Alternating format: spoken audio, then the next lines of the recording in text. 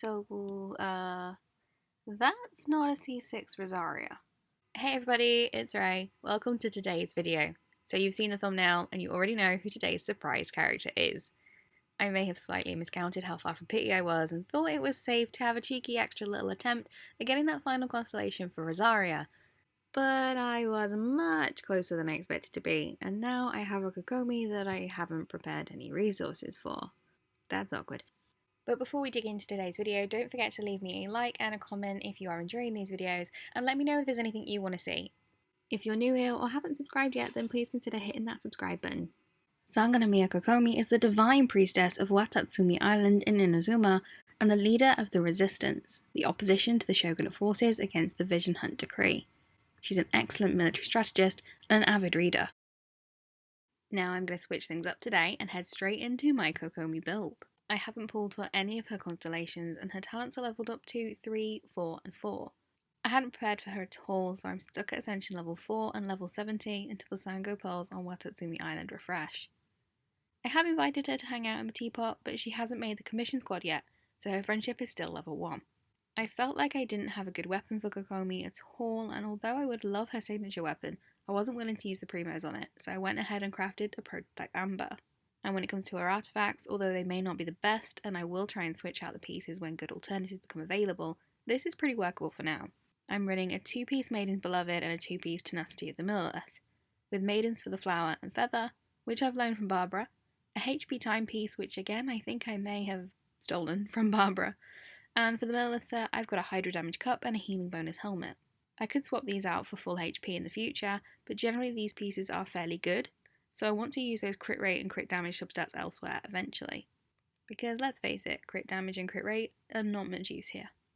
When it comes to stats, I really want to get Kokomi's HP over 30,000 and we're not far off at 28,253. Her attack is 958 while defense is 586 and elemental mastery is 40. I definitely need to try and make some improvements to that mastery level. Her healing bonus is 75.9% and energy recharge is 148.6. I'd love to nudge that recharge up a bit if I can. And when it comes to hydro damage, the bonus there is 61%. Sangonomiya Kokomi is a limited character available in the special event wish, Drifting Luminescence. If you aren't able to grab her this time around, you'll have to wait and see if she gets a rerun. So are you thinking about maybe adding Kokomi to your team too? Then you're going to need to head to the Hydro Hypostasis for Hydro Crystals and the Dew of for this thing. Gather Sango Pearls from the waters of Watatsumi, and pop some spectres. For her talents, you'll need Books of Transience, pop some more spectres, and Hellfire Butterflies from La Signora.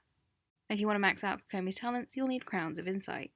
Once you've added Kokomi to your team, any more wishes returning the same character will give you Stella Fortuna to light up her constellation Dracnea Somnolenta, boosting what Kokomi can do on the battlefield. So let's take a peek, shall we? Kokomi's basic attack, the Shape of Water, performs up to 3 consecutive attacks that take the form of swimming fish, dealing hydro damage. Her charge attack consumes stamina to deal AoE hydro damage after a short casting time, and, when plunging, gathers the Might of Hydra to deal AoE hydro damage on impact with the ground. Her elemental skill, Kuragi's Oath, summons a Bakekurage created from water that can heal her allies, and using this skill will apply the wet status. The Bakekurage deals hydro damage to surrounding opponents and heals nearby active characters at fixed intervals, and the healing scale is based off of Kokomi's max HP. Her first passive talent, Tamanuya's Casket, means that if her burst is used while the Bakekurage are on the field, their duration will be refreshed. And her 5th constellation, All Streams Flow to the Sea, will increase the level of Kuragi's Oath by 3 talent levels. For her elemental burst, Nereid's Ascension, the Might of Watatsumi descends, dealing hydro damage to surrounding opponents, and then robing Kokomi in a ceremonial garment made from the waters of Sangonomiya. While donning the ceremonial garment, her normal and charge attacks have increased damage and heal allies based on her max HP. Bakekurage's damage is also increased based on her max HP, and Kokomi will benefit from increased resistance to interruption, which also enables her to move on the water's surface. Many of Kokomi's constellations take effect while she's donning the ceremonial garment. For her first constellation at Water's Edge, the final normal attack in a combo will unleash a swimming fish to deal 30% of her maximum HP as hydro damage, and it won't be considered normal attack damage. Her 3rd constellation, the Moon, a ship over the seas, will increase the level of Nereid's Ascension by 3 talent levels. For her 4th constellation, the moon overlooks the waters, her normal attack speed will be increased by 10%, and hits will restore 0.8 energy for her every 0.2 seconds. The 6th constellation, Sango Ishin, will grant a 40% damage bonus for 4 seconds when any normal or charge attacks heal or would heal a party member that has over 80% health. For her 2nd Ascension passive, Song of Pearls, the attack damage gained on normal and charged attacks from her HP is increased further based on 15% of her healing bonus. Her 2nd constellation, The Clouds, like waves rippling, grants extra healing bonuses when healing characters under 50% health. Kuragi's Oath's healing is increased by 4.5% of Kokomi's max HP, while normal and charged attacks under the effects of her burst are boosted by 0.6% of her max HP. Her 3rd passive talent, Princess of Watatsumi, decreases swimming stamina consumption for the party by 20%, but doesn't stack with passives of the same effect.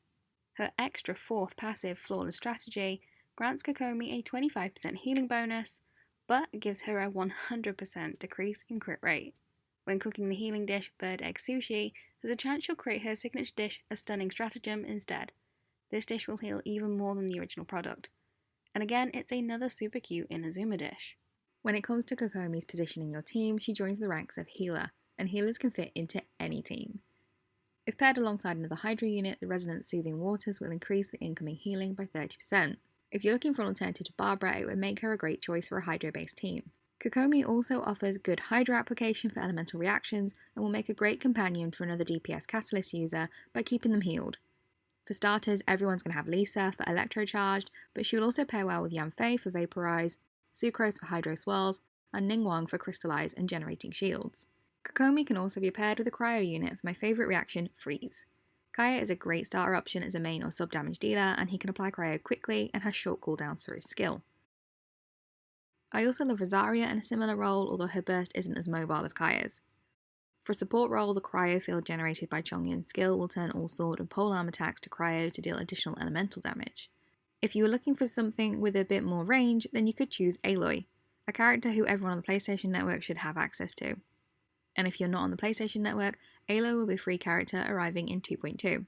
Some other awesome pairings for Kokomi are Xiangling and Fischl for additional damage while they are off the field, or Bennett and Kudrosara for increasing the team's attack. As someone who scales based off of their HP, Kokomi is a good choice if you know there's a chance you'll be hit hard during a boss fight, as she should be able to take the hit for your team. And you can use her to help you power through harder content like the final floors of the Abyss.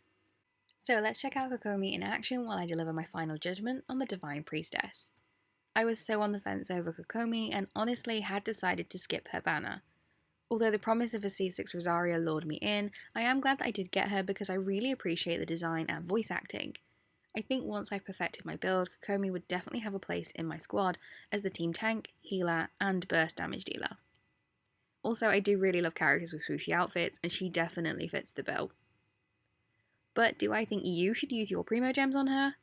I would recommend that you wait, as following Kokomi is a rerun of the Tartaglia banner, and if I had to choose between the two, he would definitely get my vote. But if you want another waifu instead, then get yourself a Kokomi. So that's all for now. Thanks for hanging out with me today, and don't forget to let me know if you enjoyed this video by dropping me a like, leaving me a comment, or hitting that subscribe button if you haven't already. Don't forget to join me next time for the original video I had planned for today, where we'll take a closer look at the character Aloy, who will be available on all platforms in 2.2.